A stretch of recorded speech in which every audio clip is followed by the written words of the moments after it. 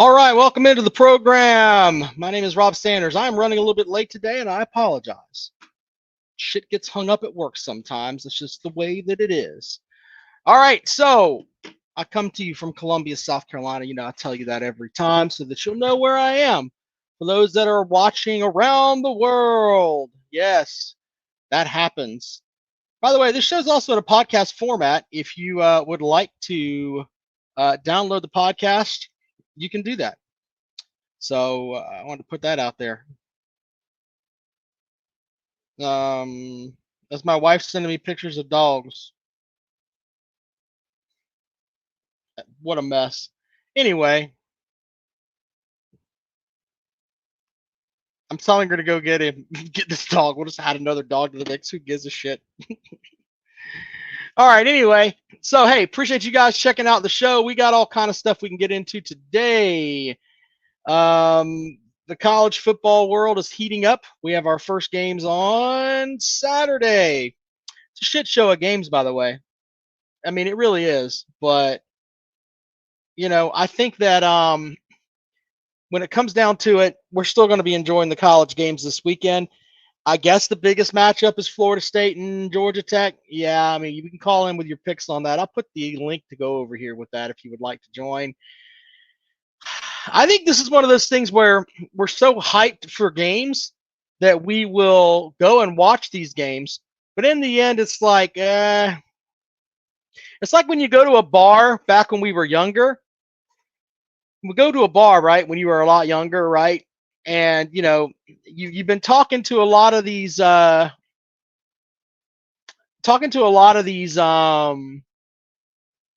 lot of girls or whatever, and then once it gets close to 2 o'clock, you start going from the eights to the twos. It's like I could take you home. That's kind of what happened. Philip says Rob is like a cartoon character. Every time you tune in, he's going to be wearing the same outfit. Look, I work from home, so I wear literally a tank top and or workout clothes every day. I got like a rotation of like 12 different tank tops that I wear. It's pretty sad. And I wear gym shorts and no shoes. So yeah, Philip picking that up. You're right. I bought a bunch of these. These are Team USA tank tops. I love these things. So I mean, there's nobody in my house. It's just me and my dogs and my cats. That's pretty much it. You know what I mean? That's it. So I don't know. You guys want to play with me on that? I'm fine with it. I don't like. I think it's stupid to go out and spend a shit ton of money on clothes when I mean I got to my dog's gonna love me anyway. One of those things. Now I have clothes. I mean I've got golf clothes and stuff that I wear, and when I go out, I have two different gigs that I do every week. When I go out, I mean I look the part, but in reality, I would much rather be running around in my weightlifting clothes. Just being honest with you, it's funny. Philip picks that. I know you just give me shit. I appreciate you tuning in. At least we know that you're tuning in and you notice some things. Nick says he's ready for his daily dose of Gamecock hate. Look, there's no Gamecock hate here. I have some affection for the Gamecock program. People laugh at me when I say that. I have affection for them. Affection for the young men that are down there that really, really, really want the Gamecocks to be good. They're not just there as hired assassins. They're there. They want them to be good. I have affection for those guys. You know what I'm saying? And when you really stop and think about it, growing up, the majority of my friends were Gamecock fans. So yeah, when I think about it, I want them to win. Except when they play Clemson, I want them to win. I don't think that's that far fetched when it comes down to it. I want them to win and do their thing. And this will be my 21st year covering this football team, and they some of these teams I've liked more than others just because I've had more. Not really. I guess that's a bad way to put it. It's more of I've had more inside with some of these teams. You know what I mean? Where with other teams I haven't. But I don't. It's like it's. I have a disdain, I guess, for certain Gamecock fans that want to just sit here and try to rail me about, you know, Clemson's in the shithole because they won 9 games last year instead of 10. Okay, we're a program on the rise. No, you're not. And it's like you're trying to get to a point where you can consistently do what Steve Spurrier set out to when he got here. We win 7 or 8 games, we're going to be all right. Then consistently move your way up. That's where you are. You can't be worrying about what Clemson is because you're not at there yet. Now, could you get there? Yeah, absolutely. I think it's an absolute shit show that South Carolina hasn't won. Won what? They got one SEC East title in their time in the conference, and Missouri's got 2. To me, that just doesn't add up. By the way, there are 6 teams that have joined the SEC since 2000, since what 1991. None of those teams have won a football title. Just a little stat to throw out there for you today. It's been pretty much dominated by the same 7 or 8 teams. Randall says, will South Carolina ever play in a national championship game? Look, I grew up with Clemson being that 7-8 win team every year. We'd go into games thinking, man, we've got a chance. We'd go in and we'd have like a dynamic quarterback. Woody Dantzler was like, I mean, he threw for 2,000, rushed for 1,000 in the same season. It's unheard of. Okay, he was electric with the ball, and we used to think, all right, man, this is going to be the year. We're going to be good. You know what I mean? And then we just come up short. Couldn't beat Florida State. Have issues with Georgia Tech. I mean, up and down the line, man, it's crazy. Now, I tell you that because the idea that South Carolina can't compete, I think, is also galactically stupid. If you think that they can never get there, then you're just out of your gourd. And what I mean by that is that the university cares about football. So there's that. It's not like I use Vanderbilt as an example. I mean, do you really think Vanderbilt cares about football? No, not really. If you go down to Williams-Brice Stadium, it looks like it's a big-time program that plays there that should have more championship titles hanging up there, except for that 1969 ACC banner. But they don't. And it's just weird. It's weird. They've had seasons where it doesn't make sense, and we've talked about that before. We have.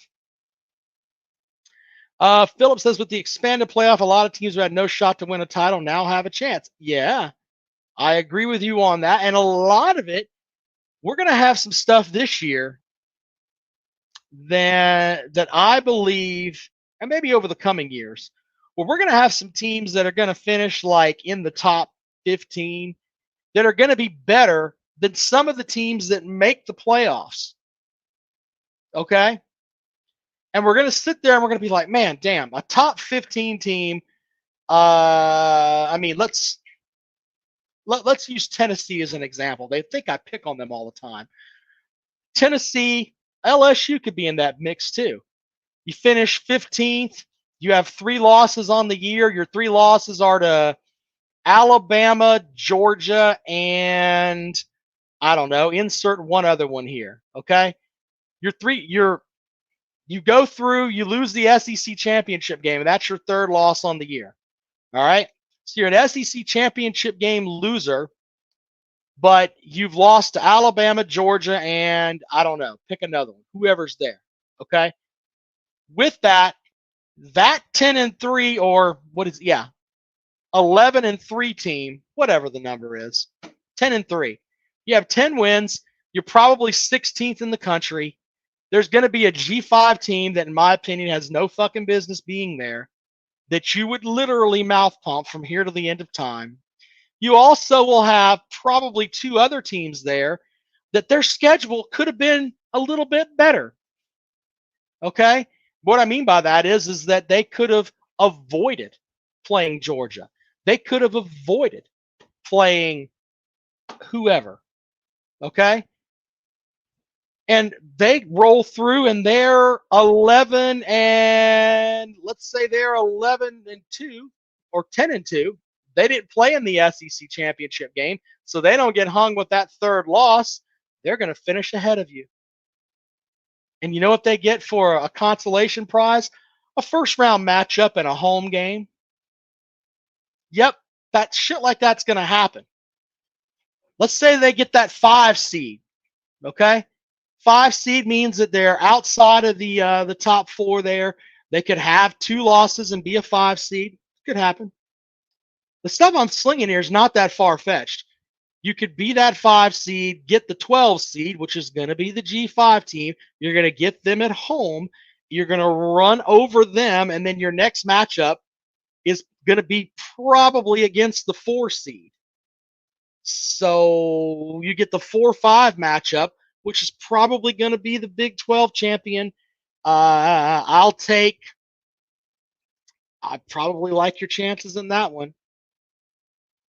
I mean, these are things that could happen where we could have a team that's 15th or 16th that plays in a championship game, loses that game, and it knocks them out of the playoffs.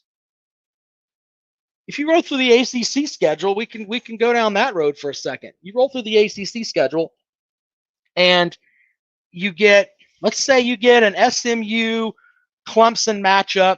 Both teams come in. Clemson's loss on the year is to Georgia, but as far as their conference loss, maybe they trip up against Pitt. Just throwing that out there. SMU, on the other hand, they roll through. They have 1 loss on the season. Maybe it's to Florida State. Florida State drops 2 games, though, and they're not going to be in the mix. Okay? When you have all of that happen, those 2 are playing. One of them is going to get a bid. The other one, probably not. That's why the college, everybody's like, oh, this expanded stuff's going to be great. It's the greatest shit ever. Yeah, not so much. We're going to have some games that are going to absolutely suck. Whoever the G5 team is, and no disrespect to Memphis, Boise State, Tulane, UTSA, whoever it is that misses out, there's no shame in you guys trying to compete and get there. I don't have an issue with that. I'm just saying when it comes down to it, we're going to have a 5-12 matchup that's going to look like fucking warmed over piss. And it's just not going to be, it's just going to suck. It's going to suck. And there's going to be teams that should have an opportunity to be there, but they won't. Now, I'm also in the camp of, I think it's kind of stupid that I don't like the whole idea of being a conference champion gets you in. If you win the conference championship game, you're automatically given a berth if you're one of the Power 4. I think that's just stupid. Because you could have a 4-loss team in that conference championship game that wins over a team, that was their only loss is that game. Stuff like that could happen. The nuclear theory is not that far off. It's really not. And I think in the end, down the road, we're all going to be talking about, man, I wish that things were the way they were, where getting a college football playoff berth is a big deal, a huge deal. If you go up to Clemson, right, they've got them around the stadium. They have the CFP, and then they have the numbers there where the year that Clemson got them, and those are great. But you know what? Making the CFP in a 4-team field is a hell of a lot harder than making it in the 12-team field. It just cheapens it, man. It's like you're eating like the fake cereal. You want that great fruity Pebbles, you know what I'm saying? But in the end, your mom bought you the ghetto brand from Dollar General. It's kind of what you end up with. It just doesn't mean the same. And I think that in the end, when it comes down to it, I just think that, man, I think we're going to come back to it. It's not going to be good.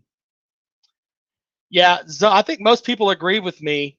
Zona Tucson says that's a good point. An automatic bid, 8-4 team in the playoff would be garbage. Absolutely. And you know what? I will take. I'm not one of these people that are going to tell you, hey, we should have 5 teams from the SEC in the college football playoff. I don't think that's the way to go. I really don't. But on the other hand, when I step back, I look at it from the perspective of if we're going to have a playoff, I want the 12 best teams. That's what I want. I don't want teams that get in on a consolation prize because they want a championship that really doesn't mean much. You know, it doesn't. Um, so that's where I'm at with that. If you guys want to chat about that, I mean, if you think that it's okay to do it the way that it is, and I think it's one of the things where nobody's ever going to completely agree on something. You can make that argument, hey, more people are going to have an opportunity, but do they? Do they really? I mean, is that G5 team going to really have a chance? Remember, Cincinnati made it, a couple years ago, and that was considered the best G5 team ever, ever in the existence of the college football playoff, the best G5 team. And I think it was Cincinnati, if I remember right. What happened to them? They got mouth pumped. Just saying. It definitely cheapens the field a lot. Now, I've had Boise State fans come at me, well, we had a game where, what was it? They won the Fiesta Bowl over Oklahoma. Yeah, you had one of the best teams in the history of your school playing against an Oklahoma team that wasn't. How do you get your team motivated? And this is why coaches make millions of dollars, by the way. How do you get your team motivated to go and play a team that is a G5 team that plays on a snowy field that's on Smurf turf after you've been right there in the mix, right there thinking, man, we're so close to getting that national title. Now take your ass to Tempe and play the Smurf turf boys. They're not up for that game. They don't give a shit about that game. And a lot of college football and a lot of anything is about emotion. I mean, it really is. If you don't have your head screwed on right, there's going to be a chance you're not going to be worth a shit. I mean, it's just the way that it is. These guys are jacked up, and all of a sudden they have the wind taken out of their sails. Yeah, I don't see it, man. I just don't see it. All right, so Philip says you're right in the one aspect. All CFP bursts aren't created equal. It won't mean as much now. Well, look, it could be on the other end. Let's use LSU as an example. LSU has top-notch facilities. They spend a shit ton of money on coaches. They spend money on NIL, all of that stuff, right? If you can't make the field when there's 12 teams, okay, it used to be, hey, you finish in the top 15 every year, you're going to be all right. But if you finish in the top 15, you've got a good team. 9-win team, you could have a 10-win team and be left out of the playoffs. Over a time there, it comes down to it. It's going to have it set up where that's not going to be good enough. And you're going to have coaches that aren't going to, like James Franklin is the perfect example. Penn State should be a lock for the playoffs every year with where they end up, but it's not good enough. It's just not going to be good enough now with that 12-team field. We're resetting it now and resetting a fan base expectations. How are we not one of the top 12 teams in the country? That's the argument that's going to be had. Even though in reality, I mean, let's be honest, you probably have to be in the top 10 because it's basically, I mean, I would say the top 8 because of the G5 bid and the fact that you have the auto bids, top 8, 9, whatever. That's where you're going to have to be comfortably into the playoffs.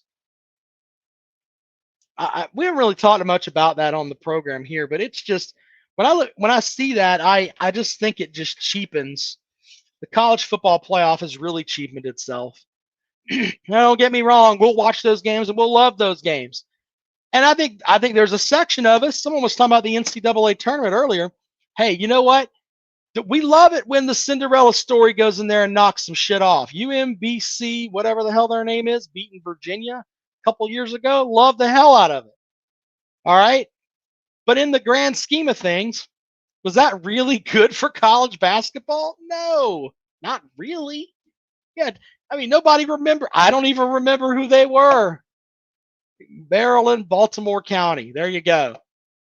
But let's say we have a Liberty team that goes in this year and they play, I don't know.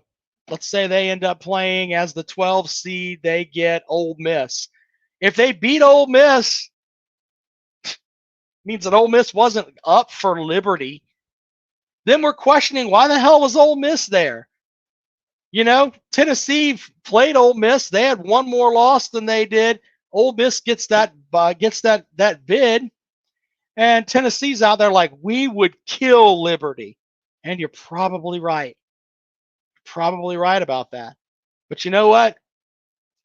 Just the way that it is, man. I think that's why college football is so great with everyone, is because as human beings, we all love stories, right? The college football season is never the same story. Every year, there's certain things that come back in and out. There's different characters that come in, different this, different that. But there's still a lot of tradition that comes with it.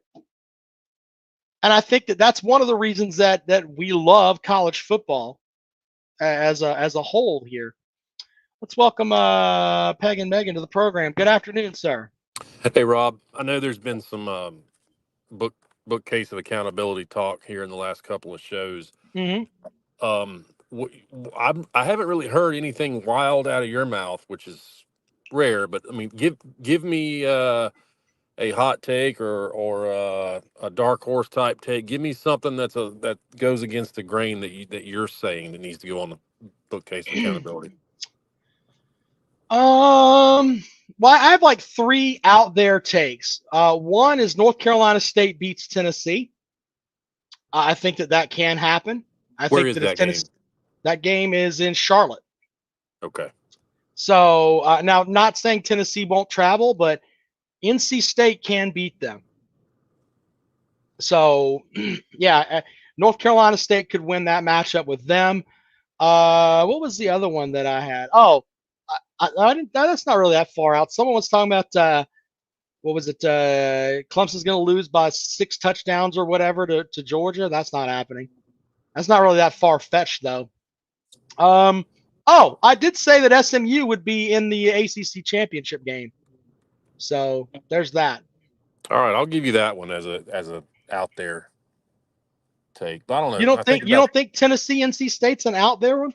well, what's the line on that game? I don't think it's established yet, but I think it's. I would venture to say it's around a touchdown. If it's yeah, I wouldn't consider that all that far out there. Not given Tennessee's history for the last 20 Mm-hmm. years. Yeah, well, that's true too.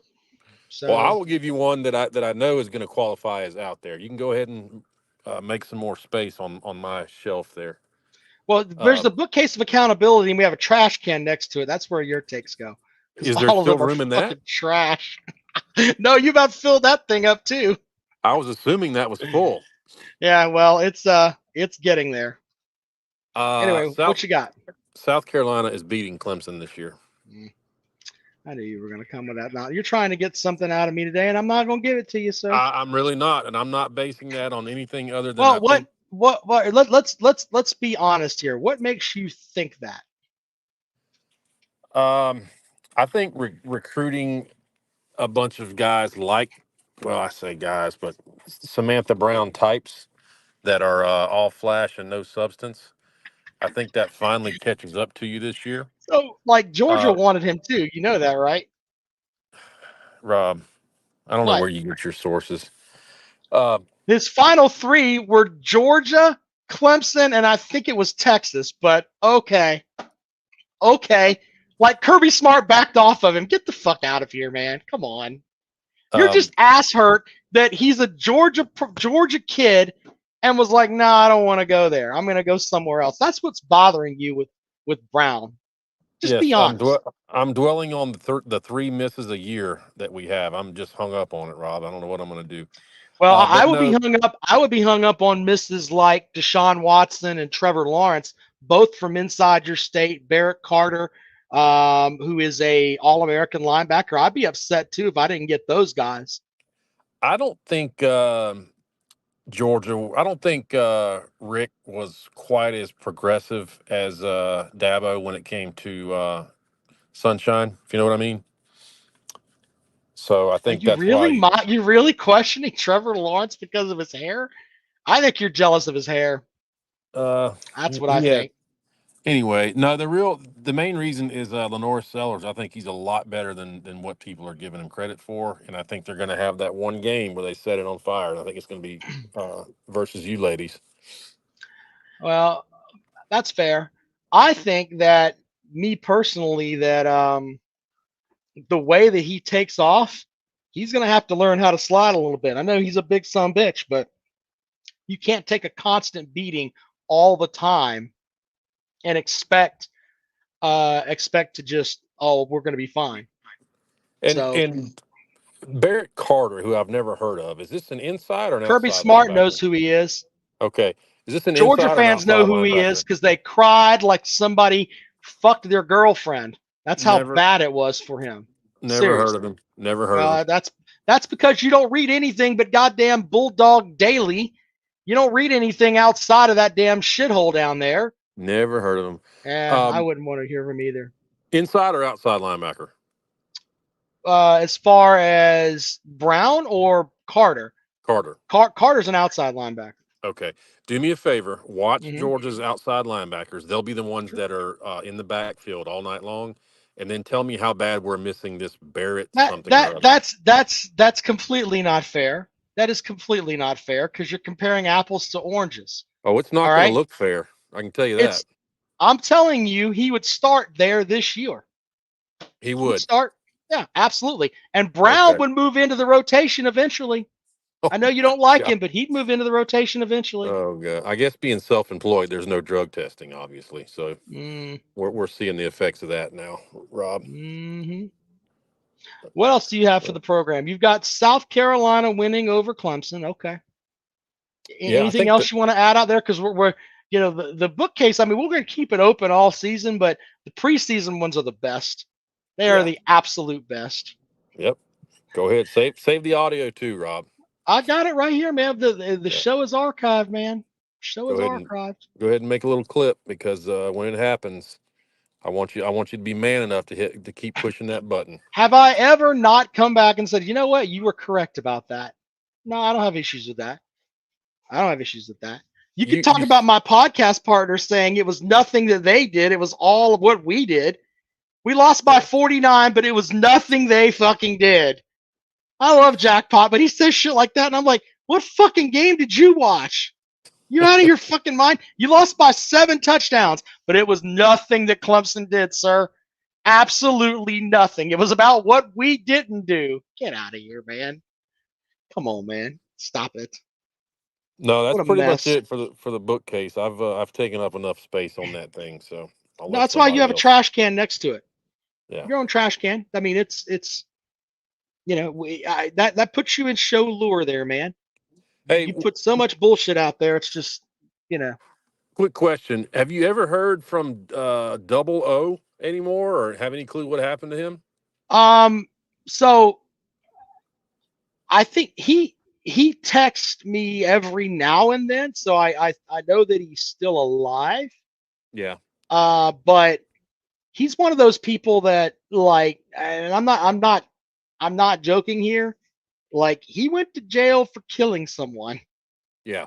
Yeah. literally, And and got out. you told me that after I had trolled him mercilessly for about five Brother, weeks. I Appreciate it. didn't think. Look, Thanks. I didn't think. Hold on, I didn't think that you would just rail on someone forever, and then it was kind of funny for about a half second, and then I was like, well, maybe I should just draw him in and be like, that motherfucker killed somebody. Yeah, because I mean, no, that is real.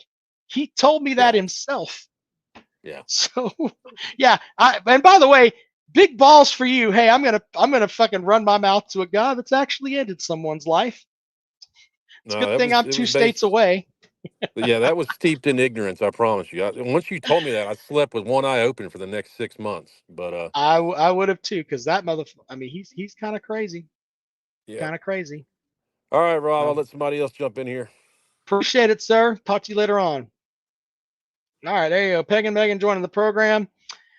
Yeah, we'll have to see how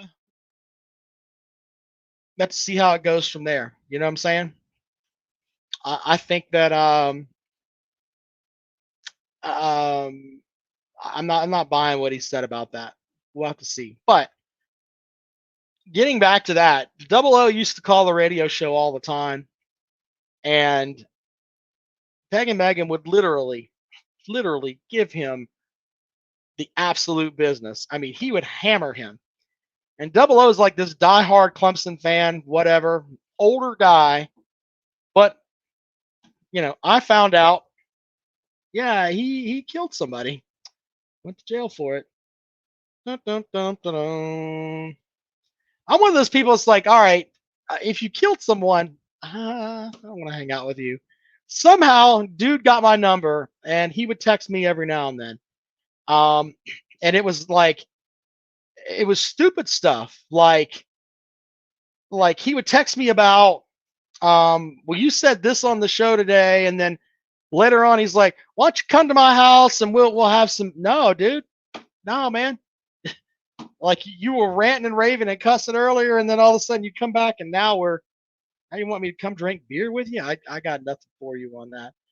Harry, welcome to the program. Hey Rob, give everybody the update on Delaware State. Did they finally make it to Hawaii? Because we talked about that last night. On 3 separate flights, and the last one arrived Jesus sometime. Christ. Yeah, what a Yeah. night, kids. Jesus, that's a lock of the week too, by the way. Hawaii over Delaware State. They're gonna be some damn. Look, I mean, I think that you're correct, but man, Hawaii's kind of in the shits. But Chang's doing the was it Chang? I think is the coach's name. Supposedly is trying to bring back the glory days. We'll see. He's got him a quarterback and a couple of receivers, so that's their hope. I think Hawaii is the kind of program, like we talk about gimmick offenses. They're the kind of program that needs that to become, to get back to a point where they're not, 4-8 every damn year. They could really channel something if they could get a gimmick type offense there that they can make it work, make themselves pretty good. You'd think that they'd be able to keep some of those big Samoan kids or Pacific Islander kids. They do, but how do those guys grade out? I mean, I don't think that there's like a plethora of great coaching for offensive linemen over there, or just football in general. You know what I'm saying? Yeah, I can see so that. Maybe there's that. I don't know. And other news of the day: Kirk Ferentz and one of his assistants are suspended one for tampering with a recruit. How do you prove that? That's my next thing. Is how does that work? Another. It was over Kate McNamara of all people, and evidently came to light, and the university had suspended him. Something got leaked, and they had to fess up based on the ESPN article. Yeah, I read that. Weird. Yep, Chang is the former left-hander for Hawaii who played there and was really good in his time. But like Hawaii's weird because like they don't even have a home stadium anymore. Like they used to play in like Aloha Stadium or whatever it is, but that they had, I think Aloha Stadium literally was condemned. It was. They don't have the Pro Bowl there anymore, so it's like Yeah, Chang was quarterback under Jones, wasn't he? Back when it was. Yeah, when they had June Jones and they ran that gimmick offense. And hey, look at it from this perspective. Hawaii would have 8 home games, right? And all these teams would come there to play thinking, oh, we're going to have a Hawaiian vacation or whatever. And all of a sudden, June Jones had him going 5 wide with a quarterback that would throw the ball all over hell, and Yep. that's something that could really railroad your season. And then, that's something that's a unique place. It really is, as far as the football goes. That was some fun football to watch too, because you'd stay up late at night to see them run that Yeah. air raid crap, and I mean, they throw it 60, 70 times a game, and yeah, those defensive backs and all of them were gassed at by the Of course. Lord of mercy. Yeah. What else you got there, buddy?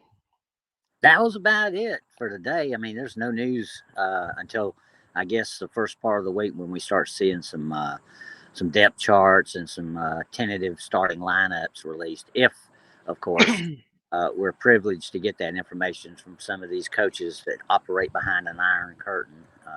I won't mention any names, Kirby Smart, but Well, you know what? It's kind of hard to knock him when he's winning fucking titles. yeah, 2 losses in 4 years, sir. Let him keep doing what he's doing, I guess, is the way to look at it. I suppose so. Yeah. And I guess tonight it'll be high school ball.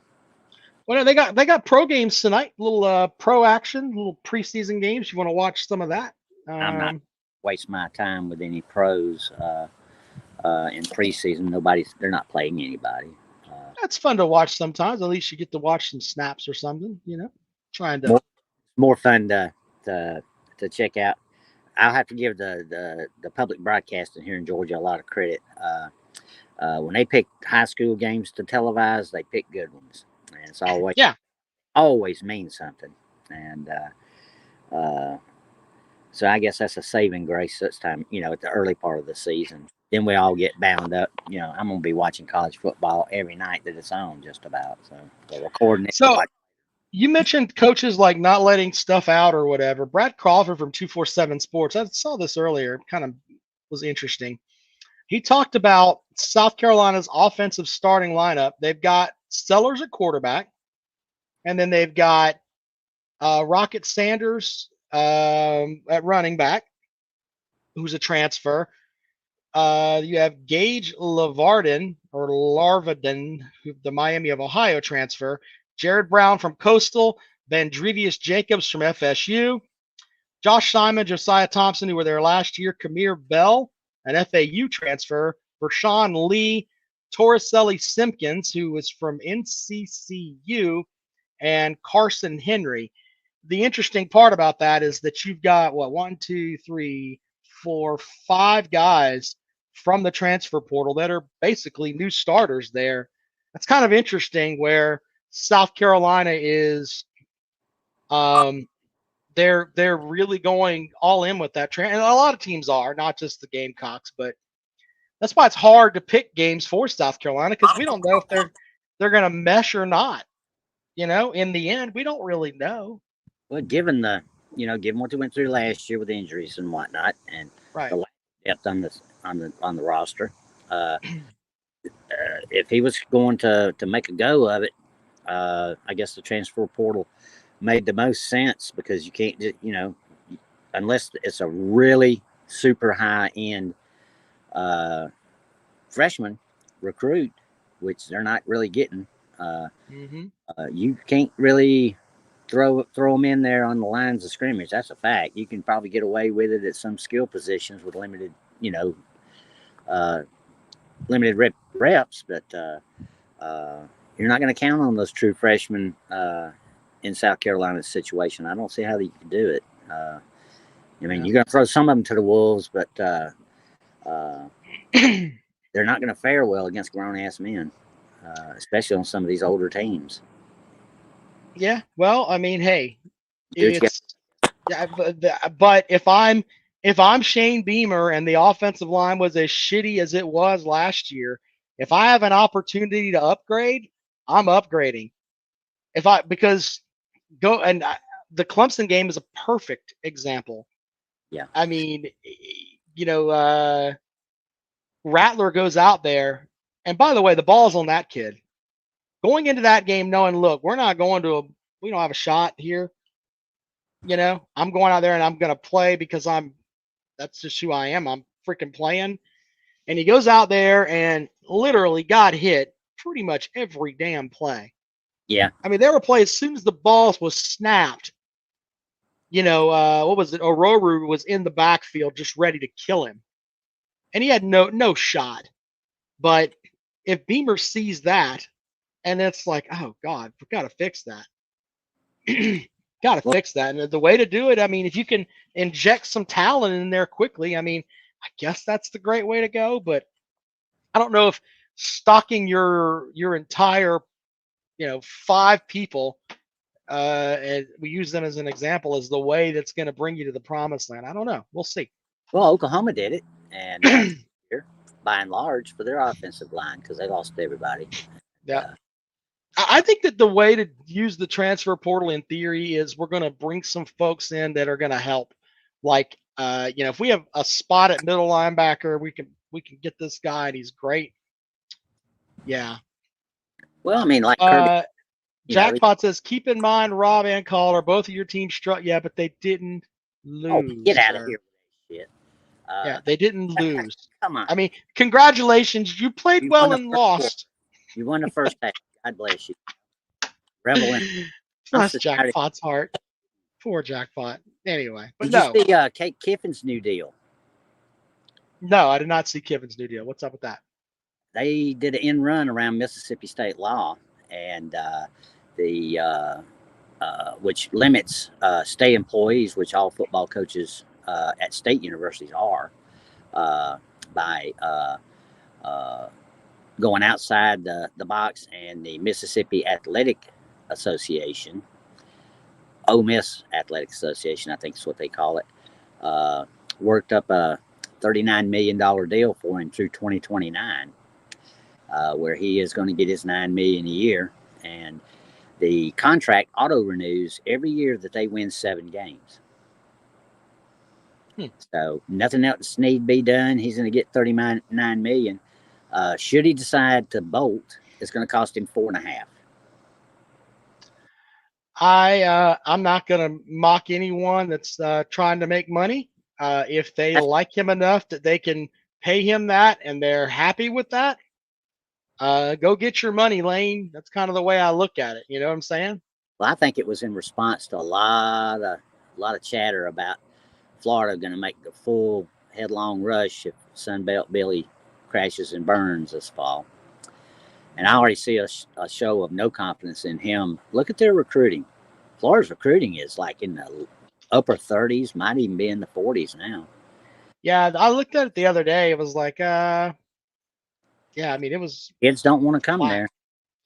Well, there's also there was stuff happening behind the scenes too, where they fired some folks, and it was like a racial thing where, like, Emmitt Smith put out something there saying that black athletes shouldn't come to Florida because of some of the people that they fired there. I mean, it's like, really?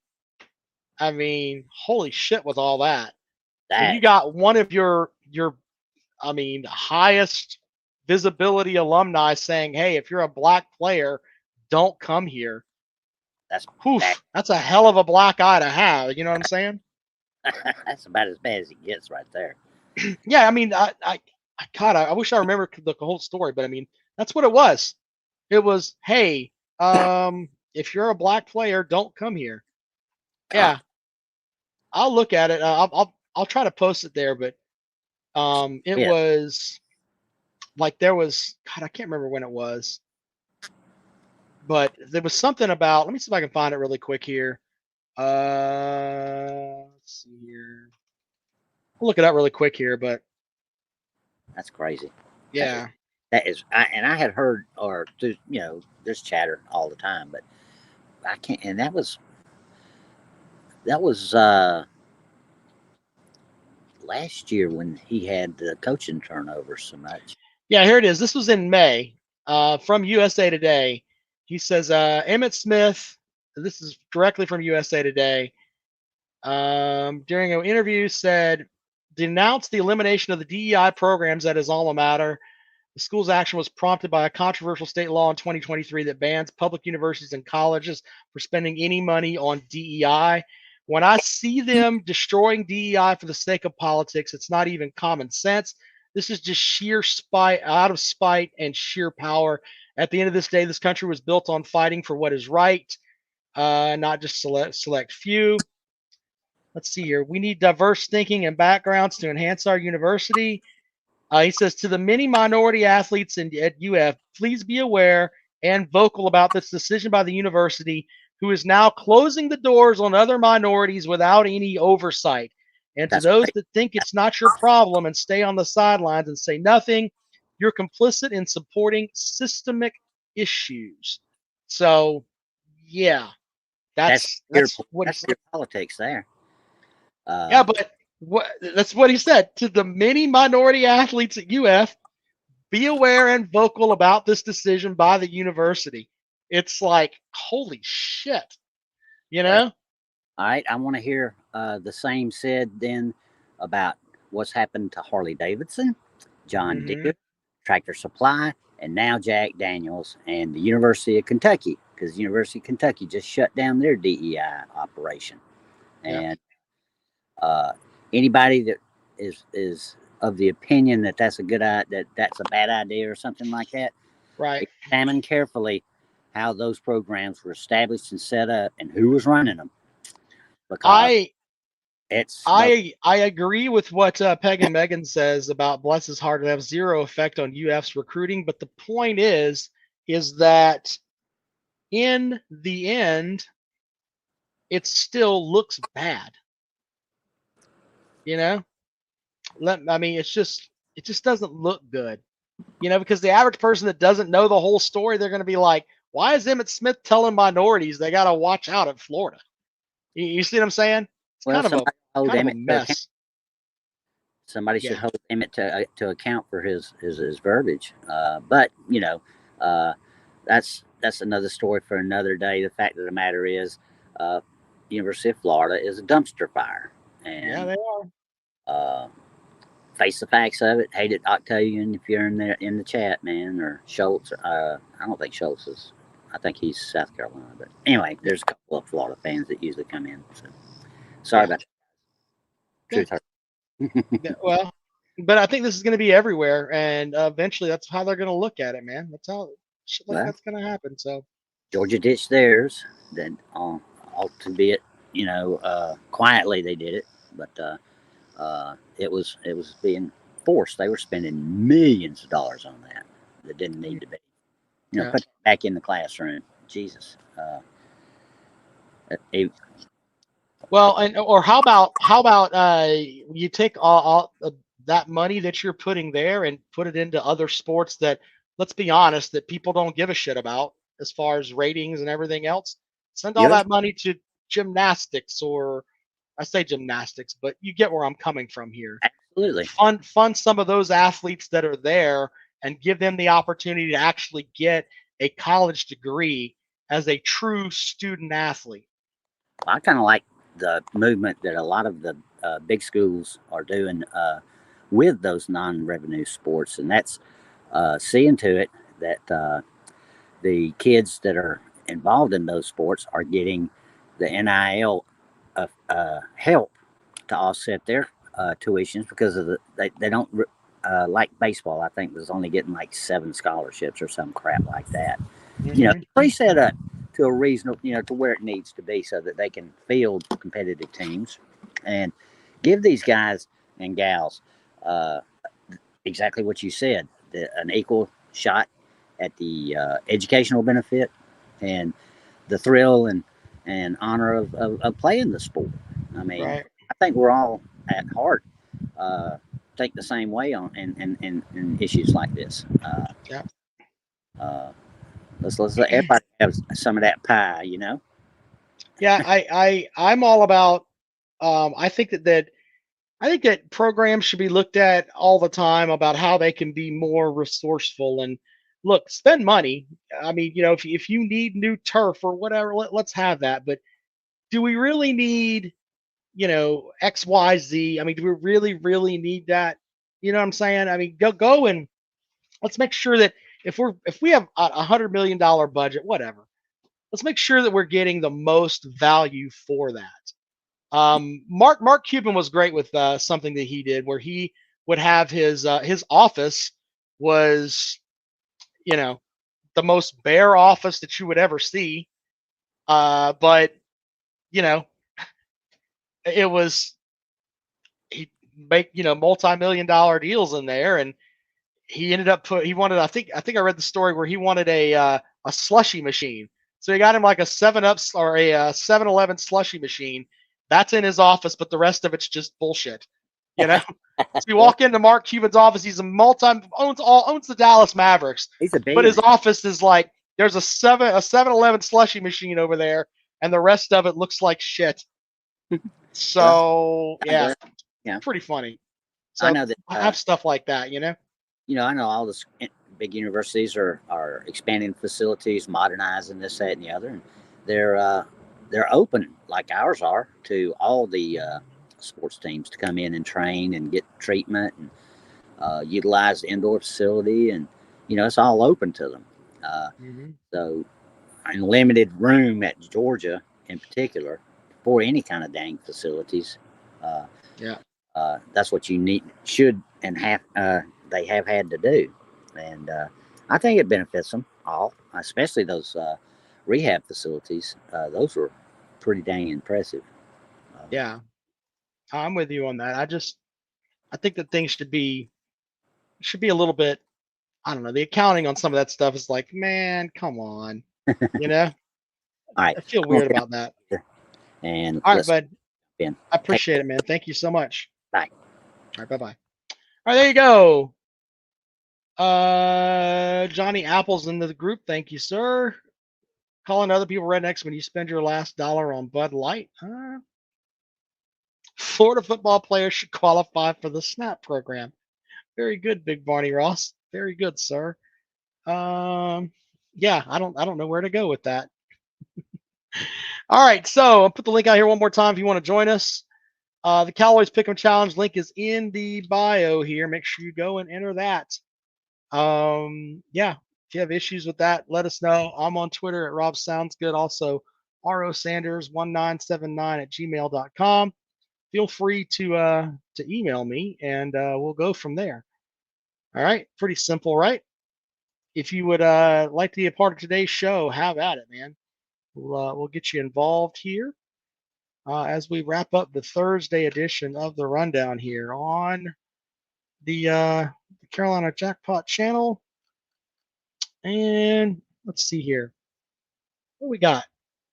I don't think there's anything else there. You got some college football tonight, or not college football, pro football tonight if you want to watch some of that. Yeah, that's pretty much it.